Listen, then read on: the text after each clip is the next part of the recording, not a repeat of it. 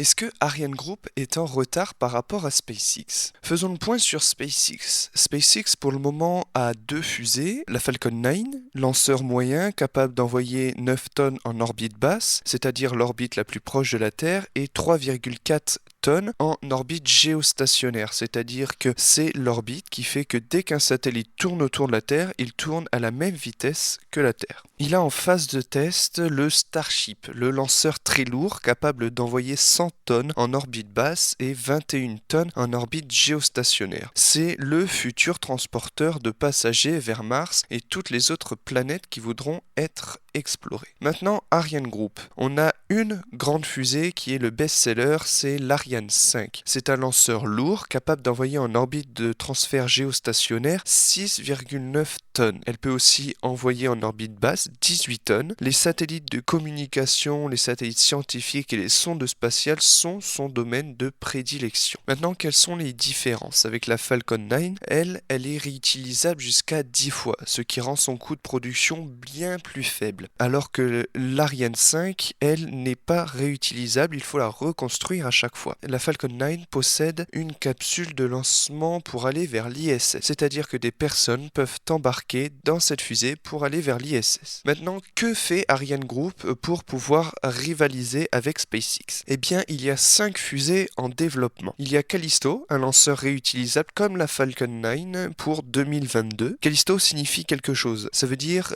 Cooperative Action Landing to Launcher Innovation in Stage Touchback Operation. Signification: action concertée menant à l'innovation de lanceurs pour des opérations de retour, ce qui signifie simplement lanceur réutilisable. Il y a Vega C, c'est un lanceur léger et son vol inaugural sera en 2021 normalement. Vega C, c'est un seul booster du futur Ariane 6 dont je vous parle juste après. Vega E est prévu pour 2025, cette fois-ci c'est la version améliorée de Vega C. Themis, c'est un essai en fin d'année en France pour une utilisation en 2030.